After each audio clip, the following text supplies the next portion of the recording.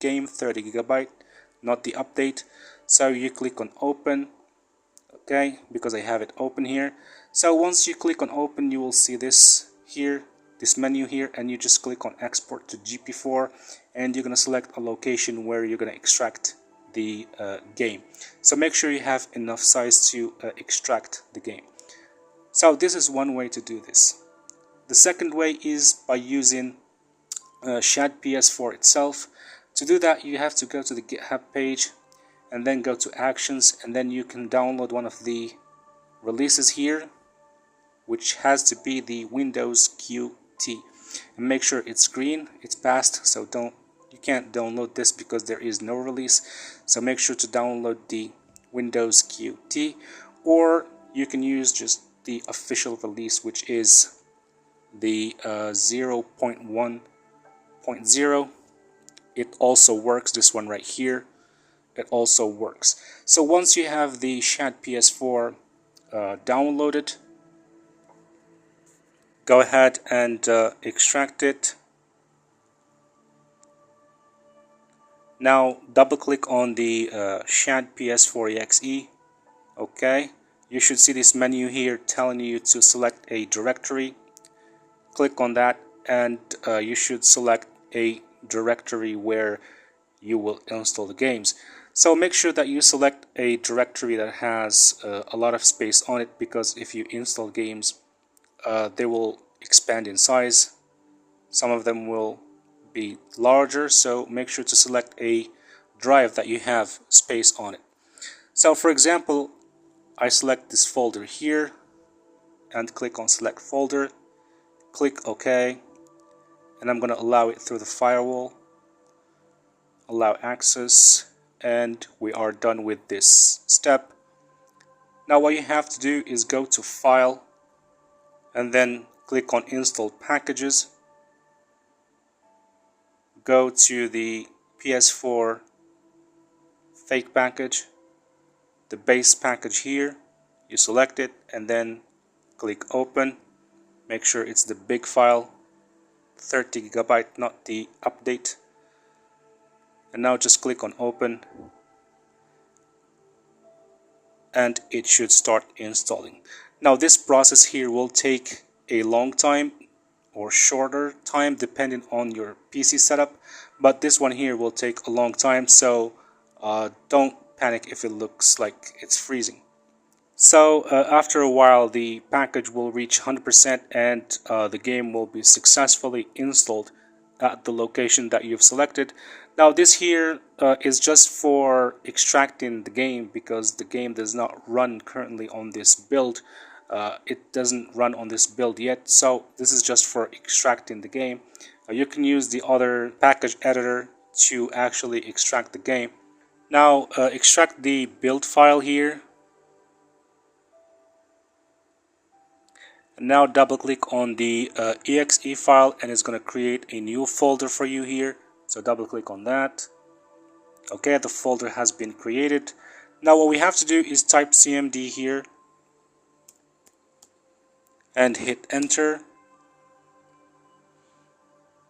Okay, drag the emulator exe here, and now you need to go to where you extracted Bloodborne and hold down the shift key and then right click and select copy as path.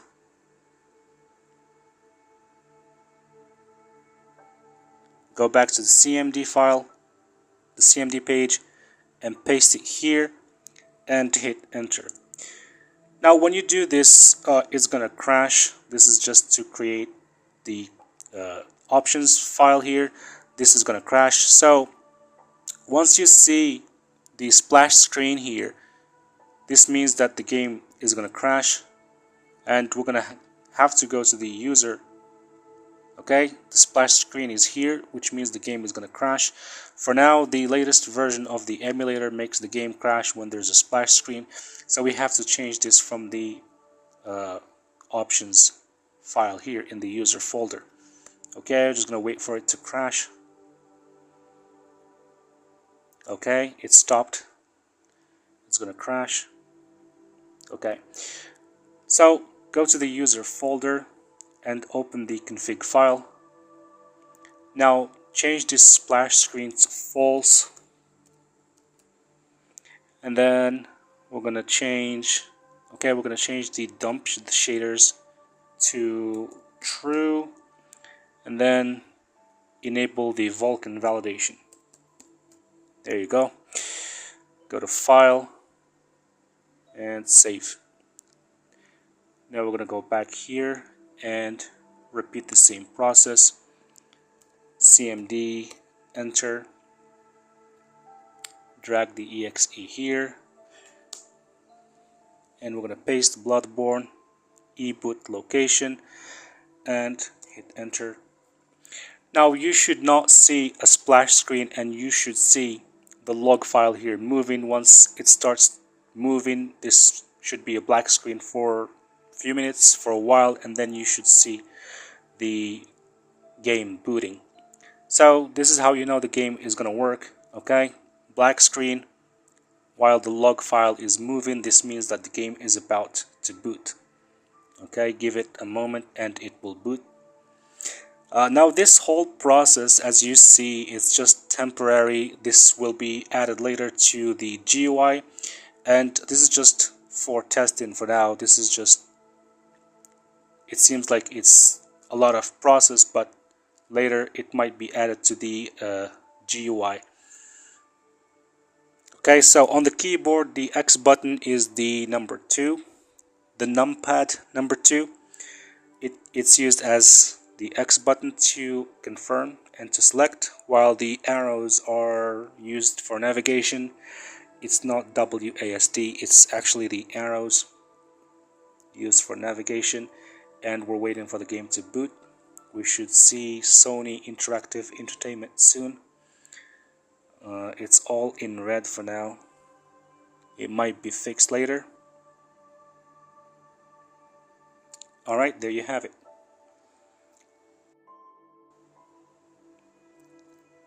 So we're going to use the X button for confirmation, the number 2 as X button, and number 6 as the circle. Alright, play online, play offline. We're going to select play offline. Update and save data. Save data has been created. Go down to the system, controls, environment, brightness, network. For example, go to controls,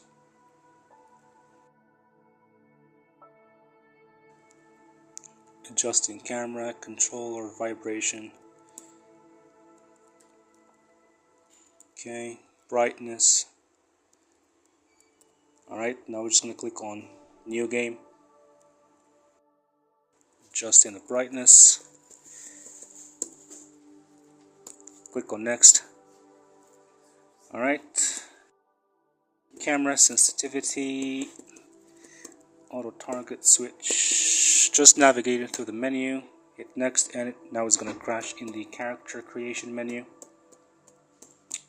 And there you have it. So that's how you test Bloodborne on PC with the Shat PS4 emulator. That's just as far as you can go. You cannot go into game just right now. So that's as far as you can go. So one important thing that you have to know is that if you have a PC with 4 GB of RAM, what you have to do is go to the system properties, and you need to increase the page and file to 8 GB or more. If you don't do this, the game will crash. Once you open the emulator, it will instantly crash. It will not even run Sonic or We Are Doomed or any other simple game if you do not increase the page and file size here. And to save you the headache, just make sure to check system manage size, and it's going to take as much space as it needs to boot the emulator. Now, if you want to test the emulator with other games, it's actually much easier with the Qt version. So we're going to extract this here, and like we saw in the beginning of this video, we're going to double click on the emulator. It's going to give you this directory to install games, and we're going to select a location where games are extracted, this folder here, select it, and we're going to click OK. it's loading the games, and there you have it. Now what you have to do is simply select the game and click on play, and it should boot. So as simple as this.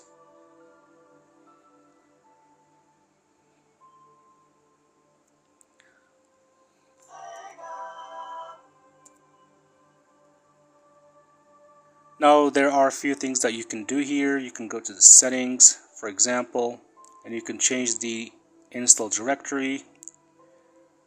Okay, you can go here and check the packages, and you can also change the themes. Go to view, themes, make it dark or make it bluish. You can also change how you see the games, grid view like this.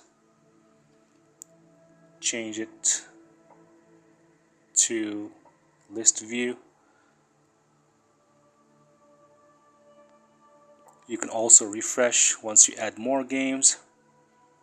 Game list icons, tiny, small, medium, large, like this. And change it to grid view. It's actually not changing with this